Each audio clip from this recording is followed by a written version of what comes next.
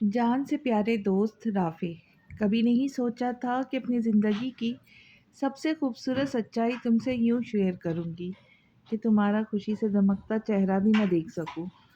मगर ज़िंदगी ऐसे ही नाकाबिले यकीन शय है, हमारी तयशुदा किसी बात को कामयाब नहीं होने देती।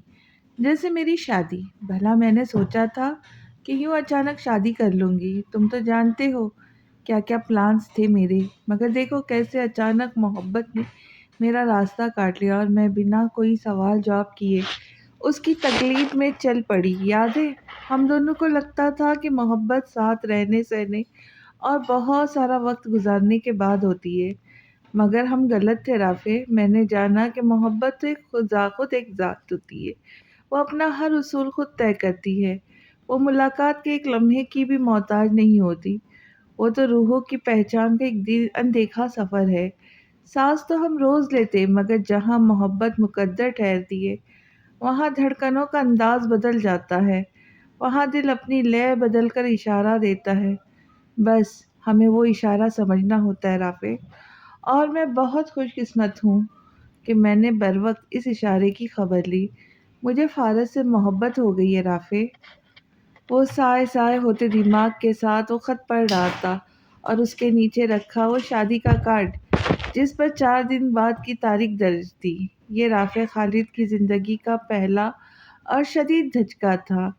वो अपनी रूह में समझता था कि सारिया उसके सिवा कभी किसी के बारे में सोच नहीं सकती थी। मगर यहाँ एक ऐसे शख्स का नाम दर्ज था, जिसकी तरफ उसका ज़हन भूल कर भी नहीं जा सकता था। 3 दिन से वो सारिया का फ़ोन ट्राई कर रहा था, जो बंद जा रहा था। उसने हॉस्पिटल से भी छुट्टी ले रखी थी। उससे मुलाकात भी नहीं हो पा रही थी।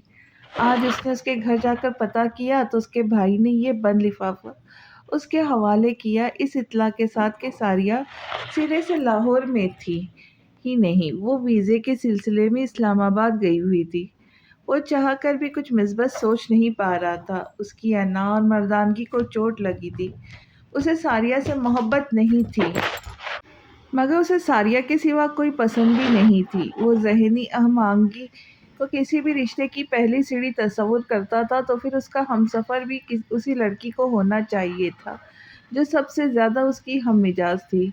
सारिया का फ़ैसला कबूल करना उसके लिए आसान नहीं था, मगर अब किसी सवाल और जवाब का कोई फ़ायदा भी नहीं था।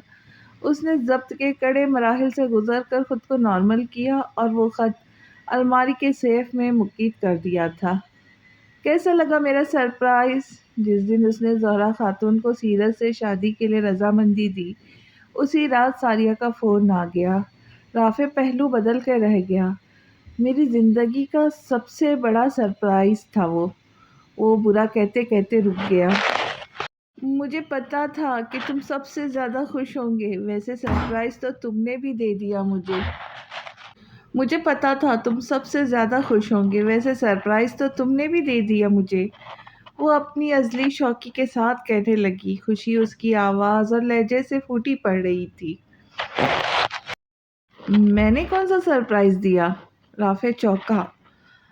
अरे सीरत से तुम्हारी शादी तय हो गई है, क्या ये सरप्राइज़ नहीं? और सच पूछो तो मैं बहुत खुश हूँ तुम्हारे लिए। सीरत इज़ सो इनोसेंट। खुश रखेंगी तुम्हें।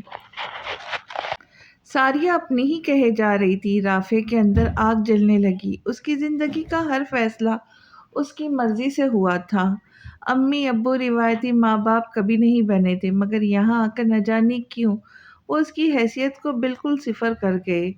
शादी, जो कि किसी की भी ज़िंदगी का सबसे अहम मामला होता है, जिसके अच्छे बुरे नताइज इंसान सारी ज़िंदगी भुगतता है, क्या वो फ़ैसला अच्छी तरह सोच समझ कर इंसान की खुद की मर्ज़ी से नहीं होना चाहिए? ये सब बातें हज़ार बार सोच-सोच कर उसका दिमाग शल हो चुका था। उसे अब सारिया की लन उस पर अब उसे ये सारिया की लन तरानियाँ। राफ़े का दिल किया फ़ोन बंद कर दें, मगर वो ये नहीं कर सकता था। तुम वापस कब आ रही हो? उसने मतवाज़न लहजे में पूछा था।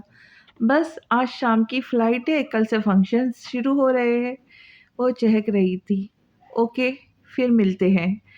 उससे ज़्यादा राफ़ा की बर्दाश्त नहीं थी। फ़ोन बंद करते ही सारिया ने गहरा साँस खींचा था। رافع کے سامنے یہ اوور ایکٹنگ کرنا اسے اچھا تو نہیں لگ رہا تھا، مگر مجبوری تھی۔ وہ بہت پہلے ہی رافع کے جذبات بھاپ گئی تھی۔ وہ بہت نبض شناس تھی، لوگوں کی نفسیات پر غور کرنا اور سمجھنا اس کا ہنر تھا، تو کیسے ممکن تھا کہ وہ اپنے سب سے اچھے اور قریبی دوست کی نبض نہ پکڑتی؟ اور یہی سب سے بڑی وجہ تھی رافع سے شادی نہ کرنے کی۔ وہ اسے بہت اچھی طرح سمجھتی تھی۔ وہ ایک جلد باز، غصے کا تیز انسان تھا۔ وہ ہمیشہ بہت جلدی نتیجہ اخذ کر لیا کرتا تھا۔ اس کے اندر ٹھہراؤ نہیں تھا۔ وہ کبھی بھی حالات کا مکمل جائزہ لے کر غور و فکر نہیں کرتا تھا، اس لیے اس کے فیصلے اور تجزیے کبھی پائیدار نہیں ہوتے تھے۔ ساریہ اس کے بالکل برعکس تھی، سمجھدار، ٹھہرے ہوئے مزاج والی، فوراً رائے قائم نہ کرنے والی، ٹھنڈے اور میٹھے برتاؤ والی۔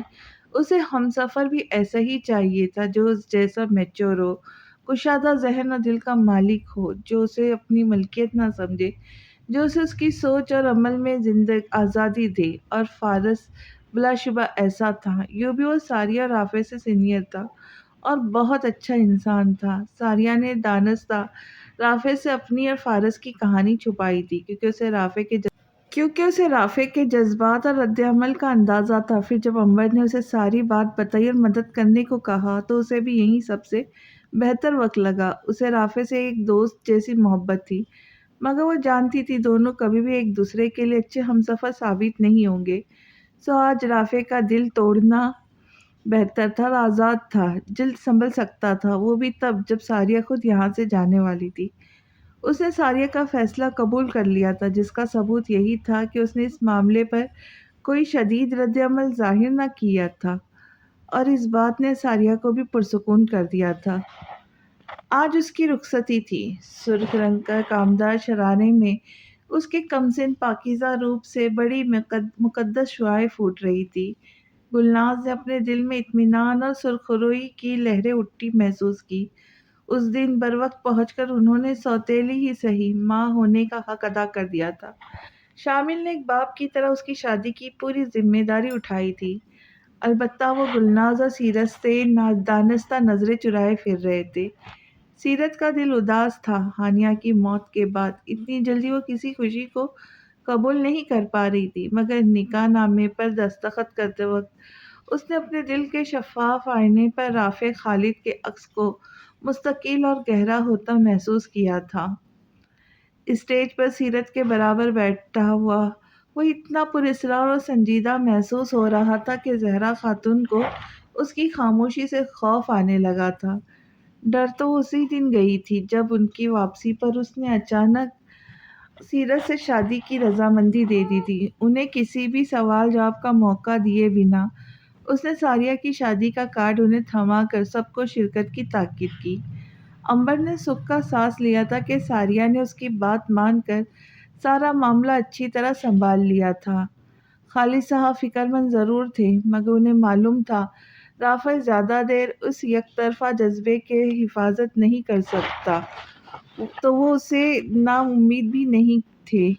ساریہ نے صرف ولیمے میں شرکت کی تھی۔ اگلے دن اس کی فارس کے ساتھ لندن کی روانگی متوقع تھی۔ خوشبوؤں میں بسے اس نیم تاریک کمرے میں آرام دہ وسیع پلنگ پر وہ کسی ادکھلے گلاب کی طرح سمٹی بیٹھی تھی۔ یہ رافع خالد کا ذاتی بیڈ روم نہیں تھا، بلکہ کسی 5 اسٹار ہوٹل کا عالیشان سوئٹ تھا۔ اس کی گھبراہٹ حد سے سوا تھی کہ وہ رافع کے ساتھ تنہا تھی۔ سب لوگ اسے یہاں سے رخصت کر کے جا چکے تھے۔ ٹھک کی آواز کے ساتھ دروازہ بند ہوا تھا اور وہ ٹھہرے انداز میں قدم اٹھاتا اس کے روبرو آ کر بیٹھ گیا۔ سیرت کا دل بے طرح دھڑک اٹھا تھا۔ چٹکی سے پکڑ کر اس کا گھونگھٹ جس انداز میں الٹا گیا، وہ سیدھا سر سے اتر کر اس کی پشت پر جا گرا۔ ایک خوف سا محسوس کر کے اس نے پلکیں اٹھائی تو وہ سرخ آنکھیں اس کی ہوش ربا وجود پر گاڑے بیٹھا تھا۔ سیرت نے لمحے بھر بعد نظریں جھکا لی۔ ہاتھ بے اختیار پیچھے بکھرے دوپٹے کی طرف بڑھے تھے جسے رافع نے ایک ہی جست میں جکڑ لیا تھا۔ کیا ہوا؟ تم تو کہتی تھی کہ تم ایسی ویسی لڑکی نہیں ہو۔ پھر آج کیوں اتنا سچ سور کر خود کو میری سپردگی میں دے دیا؟ اس پر جنون سوار ہوا تھا۔ سیرت کو یوں حق سے اپنی زندگی میں شامل ہوتا دیکھنا اس کے لیے شدید ناقابل برداشت ثابت ہو رہا تھا۔ نہ جانے کیوں اس لڑکی سے شدید نفرت محسوس ہو رہی تھی۔ اپنی بربادی میں وہ برابر کی قصوروار محسوس ہو رہی تھی۔ سیرت اس کے تیوروں سے خائف ہو کر بیڈ سے اترنے ہی لگی تھی کہ رافی نے بہت آرام سے اسے واپس کھینچ لیا۔ وہ دھان پان سی لڑکی پھولدار بیل کی طرح اس کے پہلو میں آ گری تھی۔ اس کے وجود کی نرماہٹ اور مسحور کن مہک نے ایک پل کو رافع خالد کو انوکھا احساس بخشا، مگر اگلے پل اسے وہ سب یاد آنے لگا۔ مجھے چھوڑ دے پلیز رافع، کیا کر رہے آپ؟ اس کی سخت گرفت سیرت کے نرم وجود کو پھندے جیسے محسوس ہو رہی تھی۔ کیوں؟ کیا ہوا؟ اسی لیے تو آئی ہو تم یہاں پر؟ وہ اپنے آپ میں تھا ہی نہیں، پھر اپنے اندر کی ساری وحشت اس بے قصور پر انڈیل کر وہ میری نیند سو گیا۔ سیرت کو لگا وہ ایک بار پامال ہونے سے بچ گئی تھی، مگر آج بہت حلال طریقے سے پامال کر دی گئی تھی۔ صرف چہرہ بدل گیا تھا، ہوس اور شیطانیت وہی تھی۔ اس کی روح زخمی تھی، وہ اپنے زخموں پر محبت کے فائے رکھے جانے کی منتظر تھی، مگر یہاں اس کا وجود تار تار کر دیا گیا۔ ستم یہ تھا کہ اس بار وہ مدد کے لیے کسی کو نہیں پکار سکتی تھی۔ اپنی پور پور میں تھکن سمیٹے اس نے اس بے درد شخص کو دیکھا تھا جو اس کے ہر احساس سے بے نیاز ہو چکا تھا۔ ابھی تو در دل پر دستک ہوئی تھی، ابھی تو کسی کو من کا میت چنا تھا اور پہلے ہی قدم پر وہ اس کے راستوں میں خار بچھا گیا تھا۔ اگلی صبح رافع کی آنکھ کسی انجانے احساس کے تحت کھلی تھی۔ چند منٹ اس اجنبی چھت کو گھومنے کے بعد اسے یاد آ گیا تھا کہ وہ اس کمرے میں کیوں تھا۔ نظروں کے بالکل سامنے وہ انجان لڑکی بیٹھی تھی جسے کل اس نے اپنی محرم ہونے کی سزا دی تھی۔ ایک تعصب اس کے دل سے اٹھا، یہ کیا کر دیا میں نے؟ وہ نہیں چاہتے تھے مگر وہ رو رہے تھے۔ سیرت کی آنکھیں لہو ہو رنگ ہو رہی تھی مگر وہ ایک لفظ نہ کہہ سکی۔ واپس آ کر زہرا خاتون نئی نویلی بہو کی آؤ بھگت میں مصروف ہوئی تو رافع اپنی روانگی کی تیاریوں میں لگ گیا۔ یہ ایک طے شدہ بات تھی، اسے چلے جانا تھا۔ وہ یہاں آ کر سیرت سے یوں لا تعلق ہوا جیسے ان کے درمیان کوئی رشتہ ہی نہ ہو۔ اسے لگتا تھا وہ اکیلے ہی کسی انجان گھر میں بن بلائے رہنے چلی آئی تھی۔ دن بھر وہ گھر سے باہر مختلف کاموں میں الجھا رہتا، ساتھ اس کی جاب کی بھی مصروفیت تھی۔ رات کو سب کے سونے کے بعد واپس آتا۔ اس ایک رات کے بعد اس نے سیرت کو مخاطب تک کرنا گوارا نہ کیا تھا۔ وہ سمجھ چکی تھی کہ وہ ایک ناپسندگی کی سزا تھی جو اسے ملی تھی۔ جانے سے پہلے اس نے صرف 2 جگہ دعوت قبول کی تھی، ایک اس کے چچا کے گھر، دوسرے اس کی کولیگز کی طرف سے، جہاں اسے مجبوراً سیرت کو ساتھ لے جانا پڑا۔ وہ حیران تھی کہ ساری دنیا کے لیے وہ ایک خوش مزاج شخص تھا اور اس کے لیے جیسے سارے جہاں کی بیزاری سمیٹ رکھی تھی اس نے۔ وہ خود اس کے وحشانہ سلوک سے اس قدر خائف تھی کہ بھولے سے بھی اس سے مخاطب نہ کرتی۔ زہرا خاتون کی ہدایت پر وہ اس کے سب کام بن کہے کر دیتی تھی اور وہ بھی انجان بنا اس کی سب عنایتوں کو حق سمجھ کر وصولتا رہتا، مگر ان کے درمیان معمولی بات چیت کا بھی تعلق نہ تھا۔ یہ اس کے جانے سے 2 دن پہلے کی بات تھی۔ وہ کئی دن سے نوٹ کر رہا تھا کہ سیرت کی طبیعت ٹھیک نہیں تھی۔ بظاہر وہ کاموں میں مصروف رہتی مگر ایک کسل مندی اس کے ہر انداز سے ظاہر ہوتی۔ وہ بہت سنجیدہ اور خاموش طبیعت لڑکی تھی، بلا ضرورت کسی سے بھی بات نہ کرتی۔ رافع ہر ممکن کوشش کرتا کہ اسے نظر انداز کرے، مگر ایک کمرے میں رہتے ہوئے یہ تقریباً ناممکن ہی تھا۔ وہ دونوں چاہے کوئی بات نہ کرے مگر رافع اس کی موجودگی میں پرسکون نہیں رہ پاتا تھا۔ آج کل لاہور کا موسم بدل رہا تھا، سیرت یقیناً اسے شدید موسم کی عادی نہ تھی، سو رافع کے جانے سے 2 دن قبل اسے تیز بخار چڑھ گیا۔ وہ صبح سو کر اٹھا تو اپنے پہلو میں بے سدھ پڑی سیرت کو دیکھ کر اسے حیرت ہوئی، کیونکہ عموماً وہ اس کے اٹھنے سے پہلے ہی بستر چھوڑ دیتی تھی۔ خوبصورت چمکدار زلف کی اوٹ سے اس کا معصوم بے خبر چاند سا مکڑا جھانک رہا تھا جو تھوڑا تپا تپا سا محسوس ہو رہا تھا۔ گرم سانسوں کے تھپیڑے رافع کو چونکا گئے تو بے اختیار ہاتھ اس کی پیشانی پہ ٹھہر گیا۔ اپنے خدشے کے تصدیق ہوتے ہی وہ اٹھ بیٹھا۔ بحیثیت ایک ڈاکٹر اس کے ہاتھ خود بخود اپنے فرسٹ ایڈ باکس کی طرف بڑھے۔ بخار کی دوائیاں کھنگالتے ہوئے وہ خود کو یہی سمجھاتا رہا کہ اسے فوری رد عمل کے پیچھے صرف ایک پیشہ ور ڈاکٹر ہے، کوئی خاص جذبہ نہیں، مگر اندر کوئی مطمئن ہونے کو تیار نہیں تھا۔ کھٹر پٹر کی آواز سے سیرت کی آنکھ کھل گئی تھی۔ اٹھو، یہ گولیاں کھا لو، بخار اتر جائے گا۔ سیرت نے حیرت سے اس کے فکر مند چہرے اور نظریں چراتے انداز کو دیکھا، مگر بنا کچھ کہے اٹھے اٹھ بیٹھی۔ ریشمی بال پھسل کر سینے پر پھیل گئے، دوپٹہ سرہانے رکھا تھا، گلابی سوٹ میں اس کا دمکتا روپ رافع کی توجہ بھٹکانے لگا۔ یہ اعتراف تو اس دن کر چکا تھا کہ وہ بے حد خوبصورت تھی، مگر اس کی زخمی انا اسے ہمہ وقت اندھا کیے رکھتی تھی۔ دوائی اسے تھما کر وہ جو ہی پلٹا، اس کی ہتھیلی تلے ریشم سرسرانے لگا۔ سیرت نے اس کا ہاتھ پکڑ رکھا تھا، اس نے بے حد اچنبھے کے ساتھ اس کی جرات کو دیکھا۔ مت جائے، نہ جانے کس جذبے کے تحت وہ کہہ بیٹھی۔ ہوش میں ہو تم؟ رافع فقط گھور ہی سکا۔ میں جانتی ہوں میں آپ کو پسند نہیں تھی، پھر آپ نے مجھ سے شادی کیوں کی؟ شاید طبیعت کی وجہ سے وہ بہت زود و رنجت ہو رہی تھی۔ میری طرف سے کوئی پابندی نہیں، جانا چاہتی ہو تو چلی جاؤ۔ وہ بے حد روڈ ہو گیا، ہاتھ اب تک پھولوں کے قید میں تھا۔ کہاں جاؤں گی میں، یتیم سمجھ کر پڑا رہنے دے۔ نہ چاہتے ہوئے بھی لہجہ بھرا گیا تھا، دل ٹوٹ گیا تھا اس کے سخت رویے سے۔ رافع استہزائیہ ہنسا۔ یتیم ہو تو کیا ہوا، امیر بھی تو ہو۔ وہ بے دردی سے کہہ گیا، کاش غریب ہوتی مگر یتیم نہ ہوتی۔ وہ اس کا ہاتھ چھوڑ کر اٹھ کھڑی ہوئی۔ رافع چپ کھڑا اسے جاتا دیکھتا رہ گیا۔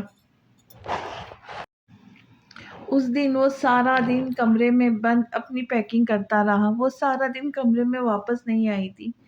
رافع کا ذہن بار بار بھٹک کر اس کی سمت چلا جاتا، مگر وہ جان بوجھ کر اگنور کر رہا تھا۔ رات 8 بجے اس کے کمرے کا دروازہ دھاڑ کر کے کھلا اور زہرا خاتون اندر داخل ہوئی۔ اپنے جانے کے سوا کسی بات کا ہوش ہے تمہیں؟ ان کے تیور جارحانہ تھے۔ کیا ہوا امی؟ وہ فطری طور پر گھبرا گیا۔ زہرا کو اس کی بے خبری ایک آنکھ نہ بھائی۔ باہر تمہاری بیوی بخار کی حالت میں بے ہوش پڑی ہے، شوہر نہ صحیح ایک ڈاکٹر کا فرض ہی نبھا دیتے۔ وہ بہت دن سے رافع کی لا تعلقی اور سیرت کا گریز محسوس کر رہی تھی، مگر آج ان سے برداشت نہیں ہوا تھا۔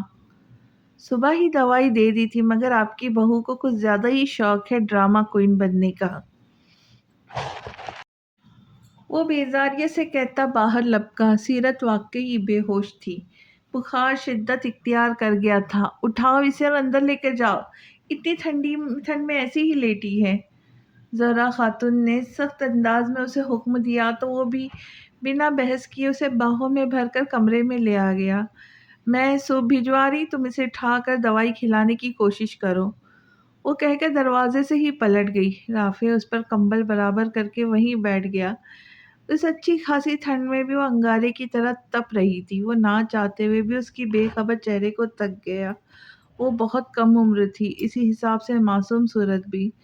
رافع چاہ کر بھی اس فرق کو بھلا نہیں پاتا تھا۔ اول کی ملاقاتوں میں جو امیج اس کا بن چکا تھا، اس کی روشنی میں وہ اسے کبھی اس قابل لگی ہی نہیں تھی کہ اسے اپنا آپ شیئر کرتا۔ وہ خود کو بہت مدبر اور سمجھدار محسوس کرتا تھا۔ اس کے خیال میں سیرت کبھی بھی اس جیسے تعلیم یافتہ سمجھ بوجھ والے انسان سے مطابقت حاصل نہیں کر سکتی۔ یہ وہ چند باتیں تھیں جن کے بائے ناپس نے اس معصوم لڑکی سے بیر باندھ لیا تھا۔ نامعلوم سی چڑ تھی جو اسے محسوس کرتا تھا اس پر ساریہ کی شادی نے سونے پہ سہاگا والا کام کر دیا تھا۔ وہ تو یوں اس کی زندگی سے غائب ہو گئی تھی جیسے کبھی تھی ہی نہیں۔ ایسے میں وہ دن رات اپنے سر پہ سوار سیرت سے خار نہ کھاتا تو کیا کرتا، مگر آج وہ جب اس کے سامنے آنکھیں بند کیے لب سیے بے سود پڑی تھی تو احساس ہو رہا تھا کہ اس کا اس معاملے میں کوئی قصور نہیں تھا، وہ اپنے حالات کے ہاتھوں مار کھائی ہوئی تھی۔ اس دنیا میں دیکھا جاتا تو اس کا اپنا کوئی نہیں تھا، اس پر رافع نے بھی اسے مایوس ہی کیا تھا۔ وہ اپنی پہلی رات کی بدسلوکی پر ہر گزرتے دن کے ساتھ شرمندہ ہی ہوا تھا، مگر یہ اعتراف کرنے کی ہمت بہرحال اس میں نہیں تھی۔ آج لگ رہا تھا اس نے اس کمسین لڑکی سے اس کی ہمت سے زیادہ قربانی مانگ لی تھی۔ وہ کتنی سمجھدار تھی کہ اس کی بدسلوکی کو نہ صرف برداشت کر گئی تھی بلکہ کسی پر ظاہر تک نہ کیا تھا۔ وہ نہیں جانتا تھا کہ وہ یہ سب کیوں سوچ رہا ہے، مگر آج دل میں کہیں سیرت کے لیے ایک نرم گوشہ روشن ہو رہا تھا۔ پانی، وہ نیند میں کسمسائی تھی۔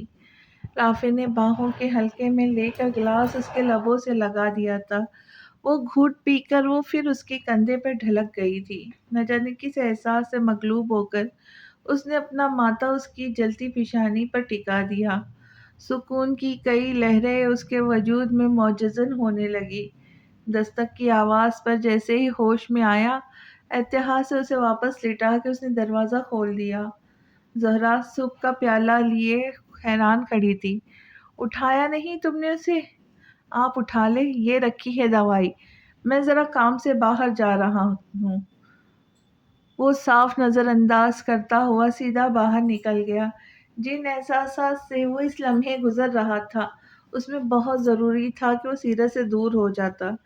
پیچھے زہرا اس کی بے حسی پر کڑتی رہ گئی تھی۔ سن درد پیا ہم درد پیا، سب لوگ یہاں بے درد پیا، یہ آنگن تجھ بن سونا ہے، تو میرے دل کا فرد پیا، میں تیرے بن بے جان بہت، میری تجھ بن سانسیں سرد پیا۔ اس کی فلائٹ کا وقت قریب تھا، وہ جلدی جلدی تیاری مکمل کر رہا تھا۔ کبھی شرٹ کے کف بند کرتا، کبھی سائڈ ٹیبل سے گھڑی اٹھاتا، کبھی بیڈ پر ٹک کر جوتے پہنتا، کبھی آئینے میں کھڑا ہو کر بال سنوارتا۔ سیرت لاشعوری طور پر اس کے پیچھے پیچھے اس کے ہر نقش پا کو اپنے قدموں تلے منجمد کرتی جا رہی تھی۔ دل تھا کہ پھٹ جانے کو بےتاب تھا، آنکھیں کب سے سرخ تھی۔ اسے احساس نہیں تھا رافع اس کی بے کلی سے انجان نہیں تھا، مگر انجان بن ضرور رہا تھا۔ دانستہ اس سے نظریں چرائے وہ جلدی جلدی اپنے کام کر رہا تھا، مگر وہ یوں اس کے پیچھے چکراتی پھر رہی تھی کہ اسے برداشت نہیں ہوا۔ کیا مسئلہ ہے تمہارے ساتھ؟ وہ جھنجھلا کر پلٹا تھا، پھر اس کا رویا رویا چہرہ دیکھ کر حیران رہ گیا تھا۔ رو کیوں رہی ہو؟ میں تو نہیں رو رہی، ایسے جیسے خود بھی احساس ہوا تھا۔ بے دردی سے آنکھیں رگڑ کر وہ پھر رافع کو دیکھنے لگی۔ رافع کا دل عجیب سے احساسات سے گرنے لگا، مگر اسے اب چلے جانا تھا، وہ رکنا چاہتا بھی نہیں تھا۔ وہ نظریں چرا کر اس سے ایک لفظ بھی کہے بنا باہر نکل گیا۔ سیرت دیوانہ وار اس کے پیچھے لپکی۔ باہر عنبر، زہرا خاتون، خالد صاحب اس کے منتظر تھے۔ وہ سب سے ملتا ہوا سیدھا گاڑی میں جا بیٹھا۔ سیرت سانس روکے اسے جاتا ہوا دیکھتی رہی، اور جسے جانتا تھا وہ وہیں کھڑی ہوگی، آنکھوں میں التجا لیے، مت جائے۔ گاڑی داخلی دروازے سے باہر نکل رہی تھی جب اس نے پلٹ کر دیکھا، وہ اب بھی وہیں کھڑی، آنکھیں مر رہی تھی۔ میرے پاپا کے گھر کو پھر سے آباد کر دے مما۔ اس کے لہجے کی ریاسیت گلناز کو رلا گئی تھی، وہ ان کے سینے سے لگی سسکتی رہی۔ میں کبھی تمہاری ماں نہیں بن سکی، مگر تم نے ہمیشہ بیٹی بن کر دکھایا، تمہارے پاپا کو تم پر فخر ہوگا سیرت۔ وہ آج رو رہی تھی، سیرت کے رونے میں اور شدت آ گئی۔ شامل خاموش بیٹھے دونوں کو دیکھتے رہے۔ دو دن بعد وہ عمرے کے لیے جا رہے تھے۔ سیرت ان سے ملنے کے لیے آئی تھی، مگر در حقیقت اس کے آنے کا مقصد اپنا سب کچھ گلناز کے حوالے کرنا تھا۔ آپ واپس آ کر انکل کے ساتھ میرے پاپا کے گھر شفٹ ہو جائیے گا، مجھے خوشی ہوگی۔ وہ آج بھی کھل کر نظریں ملا کر ان سے بات نہیں کر پاتی تھی۔ اس کی بات پر شامل نے نظریں اٹھا کر اس کا چہرہ دیکھا، وہاں آج بھی ایک جھجک تھی، ایک خوف تھا۔ شامل سے مزید برداشت نہ ہوا تو اٹھ کر اندر چلے گئے۔ ان کے جانے سے جیسے سیرت کے چہرے پہ ایک سکون کا سایہ لہرا گیا۔ گلناز نے بہت شدت سے اس کی کیفیت کو محسوس کیا۔ رافع پہنچ گیا؟ گلناز نے ماحول بدلنے کی خاطر اس سے پوچھ لیا۔ شاید پھپھو سے بات ہوئی تھی۔ اس کا دل نئی اداسیوں میں کھلنے لگا۔ کیا مطلب، تمہیں فون نہیں کیا اس نے؟ گلناز فطری طور پر گھبرا گئی۔ سیرت فوراً سنبھلی۔ کیا تھا مگر میں واش روم میں تھی، بات نہیں ہو سکی۔ بروقت بہانہ گڑا، کیا کہتی؟ اس بے درد نے تو جاتک الوداع تک نہ کہا تھا۔ پھر یوں ہی چھوٹی موٹی باتوں میں وہ دن تمام ہوا اور وہ اگلے دن انہیں سی آف کر کے واپس لاہور آ گئی تھی۔ اس دن وہ کچن میں مصروف تھیں۔ مغرب کی اذانیں شروع ہو گئی تھی۔ جلدی جلدی کچن کا پھیلاوا سمیٹ کر اس نے پلاؤ کو دم لگایا، فریج سے رائتے کے لیے دہی نکالنے لگی۔ پھپھو نماز پڑھنے چلی گئی تھی۔ اسے ان کے موبائل بجنے کی آواز مسلسل آ رہی تھی، مگر وہ نظر انداز کیے کام نپٹاتی رہی تاکہ جلدی جلدی نماز پڑھ لے۔ مگر تھوڑی ہی دیر میں خود اس کا موبائل بھی بجنے لگا۔ اس نے تھوڑا جھنجھلا کر رائتے کا پیالہ پٹ کر کمرے میں آ گئی۔ رافع کالنگ کی الفاظ یقیناً اس کے لیے نئے، انجان اور حیران کن تھے۔ یہ بات واقعی ناقابل یقین تھی کہ اس کے شوہر کے نام کی کوئی کال اس کے فون کی کال لاگ میں موجود نہیں تھی۔ بے تحاشا دھڑکتے دل کے ساتھ اس نے بٹن آن کیا۔ کیا مر گئے ہو سب؟ کوئی ایک بھی فون نہیں اٹھا رہا؟ بنا اس کو ہیلو سنے رافع بری طرح بڑبڑایا۔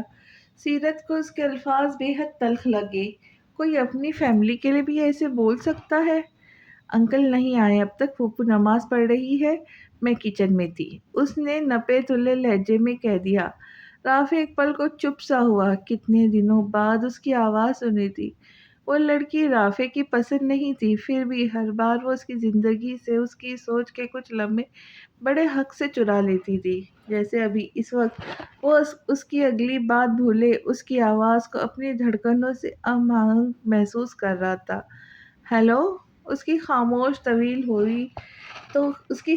طویل ہوئی تو سیرت نے پھر کہا تھا۔ رافع لمحے میں سنبھلا، وہ امی سے بات کرنی تھی۔ سیرت کے دل پر اوس سی گری۔ کیا تھا اگر اس کا حال ہی پوچھ لیتا؟ بے درد انسان۔ اس کے حلق میں آنسو کے گولے اٹکنے لگے۔ نماز پڑھ رہی ہے، فری ہوتی ہے تو بتا دوں گی، پلیز آپ فون رکھ دیں، مجھے نماز پڑھنی ہے۔ اس سے مزید بات کرنا مشکل ہوا تو فون رکھ دیا۔ ادھر رافع اس کے انداز پر حیران سا ڈیڈ اسکرین کو تکتا رہ گیا۔ یہ بہت عجیب خبر تھی، بے حد عجیب اور ناقابل یقین۔ زہرا خاتون کھڑے قد سے گر گئی تھی۔ خالد صاحب اپنے اعصاب پر قابو پائے انہیں سنبھالنے لگے۔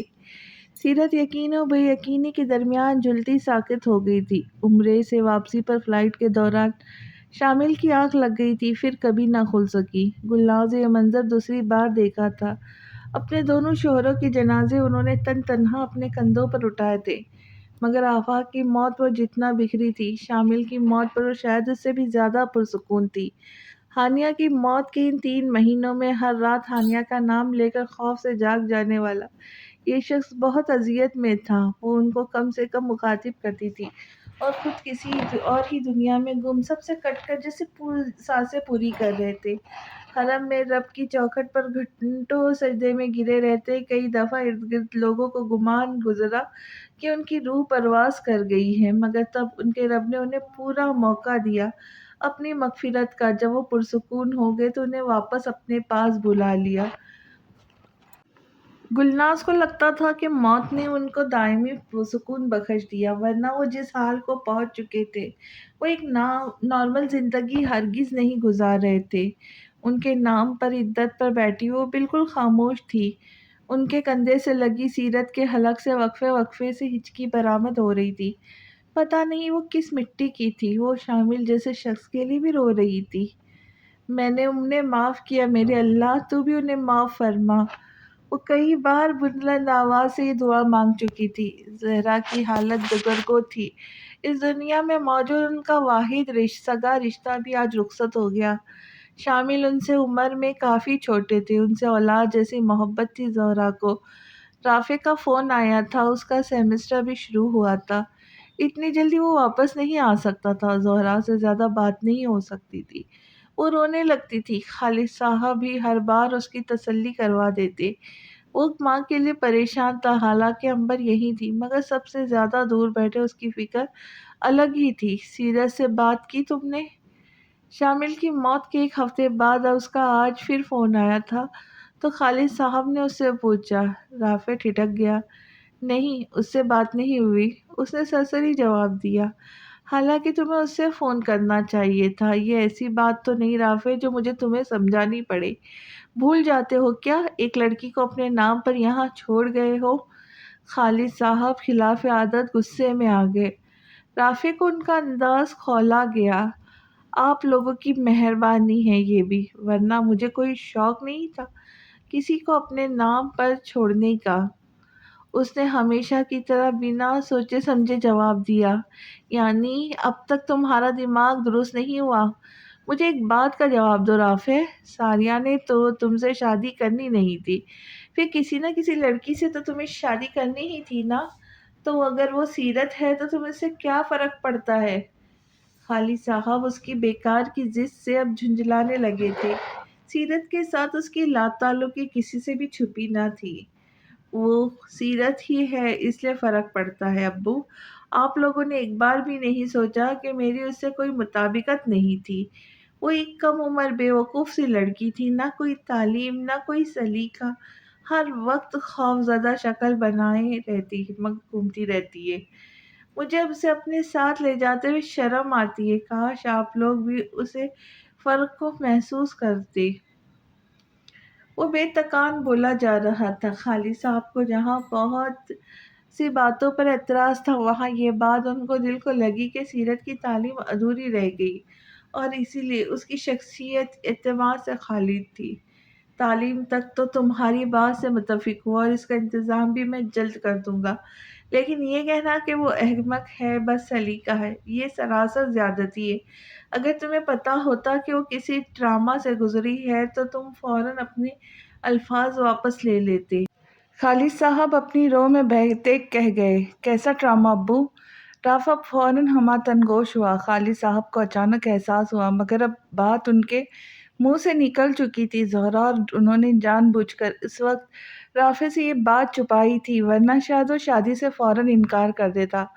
مگر اب جب کہ وہ کچھ نہیں جانتا تھا، پھر بھی سیرت کو اپنانے پہ تیار نہیں تھا، تو آج انہوں نے بہتر سمجھا کہ رافع کے علم میں یہ بات لے آئے، تاکہ اسے جو فیصلہ کرنا ہے وہ کر لے۔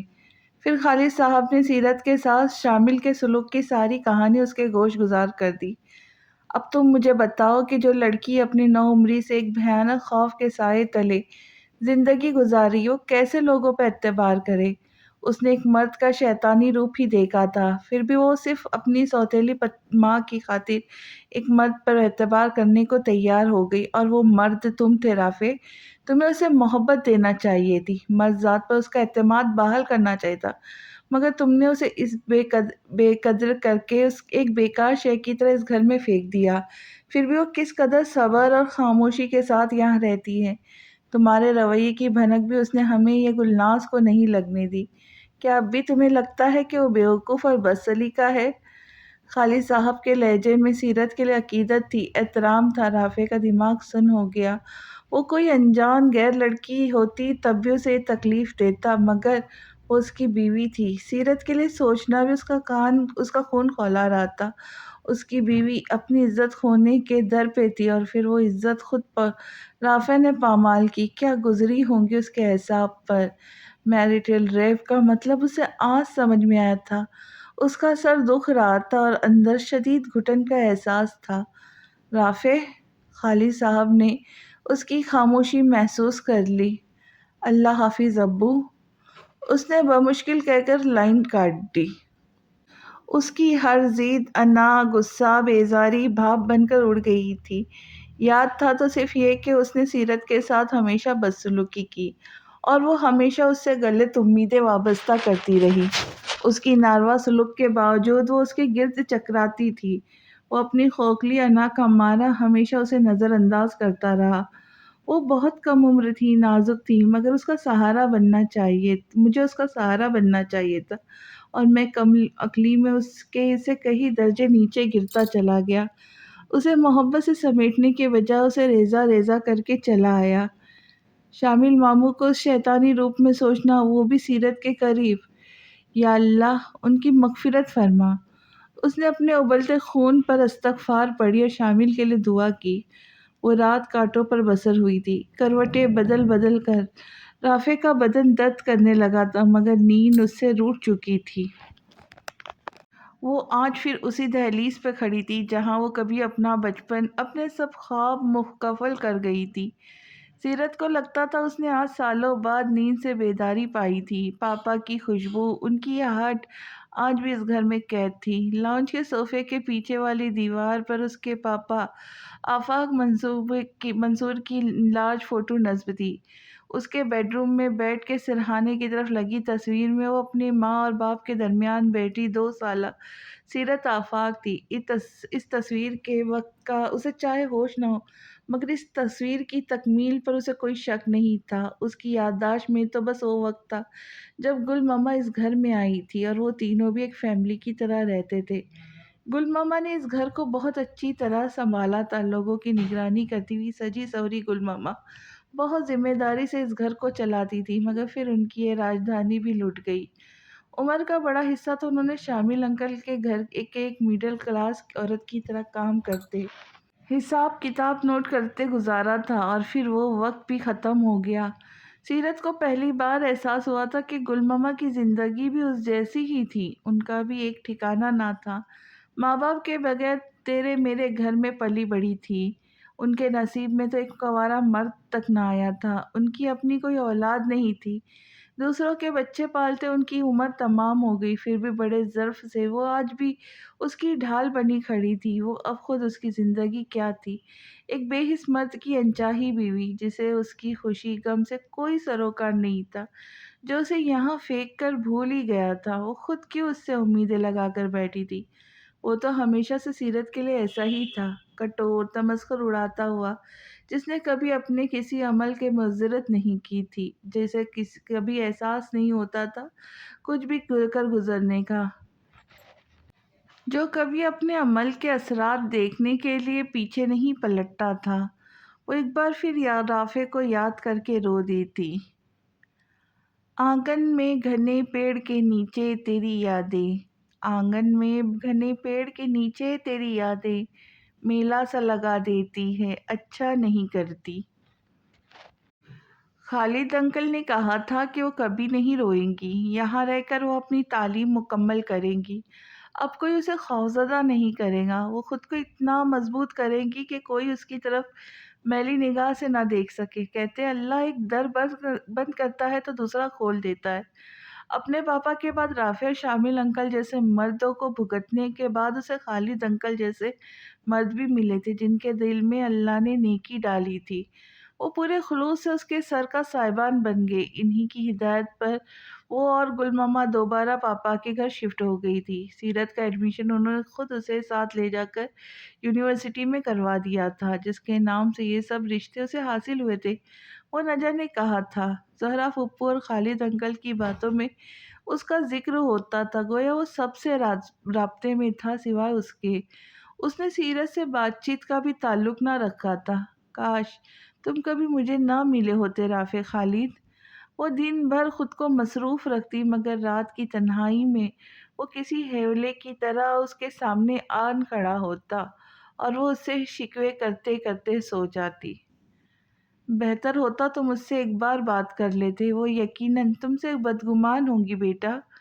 خالد صاحب ایک بار پھر اسے سمجھا رہے تھے۔ اس کی ہدایت پر انہوں نے سیرت کا ایڈمیشن بھی کروا دیا تھا اور اس کے پاپا کے گھر کی مرمت بھی۔ نہیں ابو، اسے بدگمان رہنے دے، اسے بڑا ہونے دے، وہ بنا کسی سہارے کے سنبھلنا سیکھ جائے، وہ لوگوں سے امیدیں لگانا چھوڑ دے، وہ خود کو مضبوط کر لے، تب میں اس کے سامنے جاؤں گا۔ یوں بھی میں نے اسے سوائے بدگمانی کے اور دیا ہی کیا ہے، وہ جلد سنبھل جائیں گی۔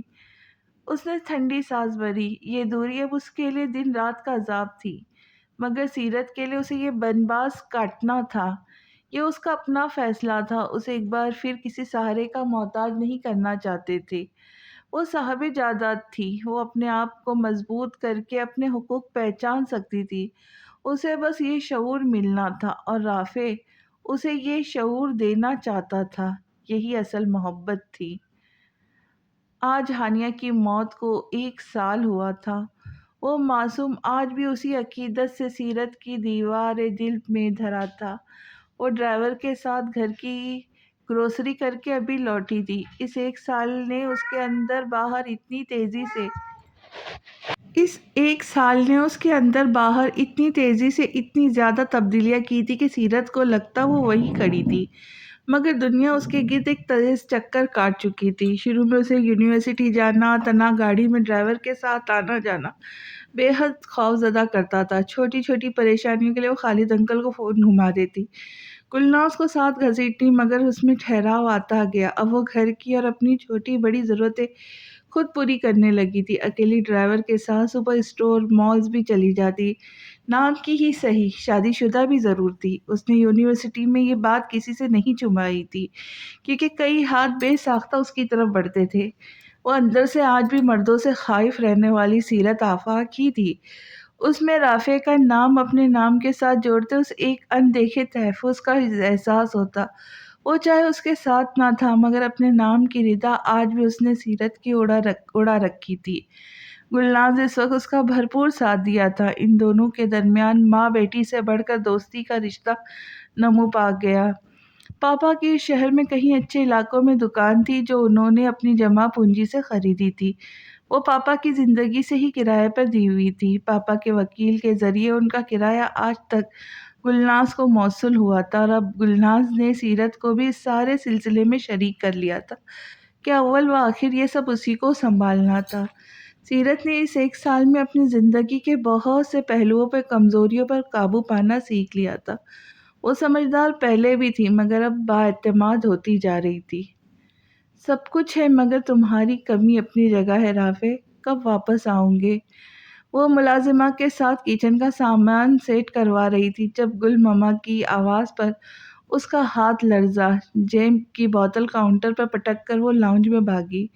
گل ماما کی اس کی جانب پشت تھی، اس کے ہاتھ میں سیل فون کی بڑی سی اسکرین پر ڈاکٹر رافع خالد کا مسکراتا چہرہ جگمگا رہا تھا۔ جامنی رنگ کی ٹی شرٹ میں پر سفید اوور آل پہنے، آنکھوں پر سیاہ فریم کا چشمہ لگائے، صاف رنگت میں گھلتی سرخی یقیناً لندن کی صاف فضا کا کمال تھی۔ وہ چوکھٹ کی اوٹ میں کھڑی اسے دیکھتی رہی، آنکھیں پھر برسنے کو تیار تھی۔ دل پگھلنے لگا تھا۔ وہ کیوں آج بھی اس شخص کے معاملے میں اپنا دل مضبوط نہیں کر پاتی تھی؟ پھر سے مجھے چھوڑ کے جانے کے لیے سیرت کیسی ہے؟ الفاظ تھے یا مسردہ جاں افزا؟ سیرت کا روا دوا سماعت بن گیا۔ سیرت ٹھیک ہے، پڑھائی بھی اچھی جا رہی ہے اس کی، ذہن تو وہ شروع سے ہی ہے، تمہیں تو پتہ ہے۔ گل ماما اپنی کہے جا رہی تھی، مگر وہ انہی 3 لفظوں میں اٹک گئی تھی۔ سیرت کیسی ہے؟ تو انہیں میں یاد ہوں، مگر یہ سوال کیا خود مجھ سے نہیں پوچھ سکتے؟ اسے نئے سرے سے رونا آ گیا۔ ارے سیرت، ادھر آؤ، دیکھو رافع کی کال ہے۔ گل ماما کی نظر اس پر پڑ گئی۔ ادھر رافع کا دل دھڑک اٹھا تو وہ وہیں تھی۔ اب بات کر لیں ماما، مجھے کچھ کام ہے۔ وہ شدید خفا سی کہتی وہاں سے ہٹ گئی۔ گل ماما تشویش سے اسے دیکھتی ہوئی اسکرین کی طرف متوجہ ہوئی، مگر وہاں سے بھی کال کاٹی جا چکی تھی۔ رافع تھوڑی ہتھیلی میں جکڑے بیٹھا تھا۔ ایک پل کو دل کیا چھوڑے سب کچھ اور اڑ کر اس پاگل لڑکی کے پاس پہنچ جائے، مگر آج اس کا رد عمل خفگی رافع کا دل کھولا گئی تھی۔ تو وہ بدل رہی ہے، اپنا اہمیت جتانا سیکھ رہی ہے، گڈ سائن۔ اپنی ہر خواہش پر بند باندھتے ہوئے اس نے پھر صبر کی انگلی تھام لی۔ تیرے رسم و رواج عجیب بہت، میرا درد فرے نصیب بہت، تیرا ہجر جو مجھ میں آن بسا، میں تیرے ہوئے قریب بہت، تجھے دیکھ لیا جب خواب اندر، میں آن پھنسی گرداب اندر۔ बन पगली झल्ली दीवानी, मैं ढूंढूं तुझे सुराब अंदर, कभी मेरी अर्जी मान पिया, कभी मेरी अर्जी मान पिया, मैं चुप गुमसुम सुनसान पिया, मैं अजलों से नादान पिया, तू मेरा कुल जहान पिया। अपनी पेशानी पर एक हिद्दत लम्स महसूस करके उसने आंखें खोल दी। अपने जाने के ठीक 2 साल बाद, 6 महीना 15 दिन बाद वो उसके सामने खड़ा था। वो हस्बे आदत रात के इस पहर लॉन में सुकून से टेक लगाए अपनी तन्हाई से हमकलाम थी, और अब उसे जैसे ये भी अपना ख्वाब लग रहा था। राफे ने नजर भर कर उसके सोगवार रूप को देखा। उसकी उदासी, उसका गुमसुम अंदाज, सब पुकार पुकार के कह रहे थे कि वो पोर पोर राफे खालिद की मोहब्बत में गर्क हो चुकी है। उसे सामने पाकर वो गुंग सी बस उसे देखे जा रही थी। राफे खालिद के दिल की हर गिरा खटाखट खुलती जा रही थी। आप?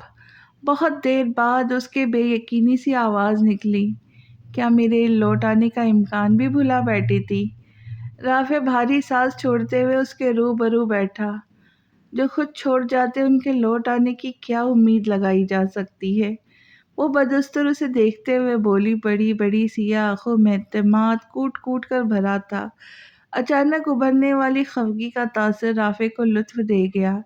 यानी ना उम्मीद थी, ना यकीन, ना इंतज़ार। वो मसनूई मायूसी तारी करते हुए खड़ा हो गया। मैंने आपको रोका था, मगर आप नहीं रुके, और गए तो ऐसे गए कि पलट कर पूछा तक नहीं। आज कैसे वापसी का ख्याल आया डॉक्टर राफे खालिद साहब? वो उसके अकब में खड़ी होकर शिकवे शिकायत करने लगी। राफे रुख फेरे मुस्कुराया। वो बदल गई थी। मैं तुमसे कभी बेखबर नहीं था सीरत, बस तुम्हारी खातिर तुम्हें छोड़े रखा था, ताकि तुम अपने आप को पहचानो, अपने ख्वाबों की तकमील कर सको, अपने पैरों पे खड़ी हो सको। वो उसकी तरफ पलटकर बिल्कुल उसके रूबरू खड़ा रहा।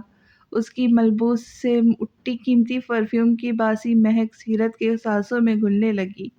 वो कमज़ोर पड़ने लगी। मैं आपको पसंद नहीं थी। फिर एक शिकवा, नीची नज़र, भीगा लहजा।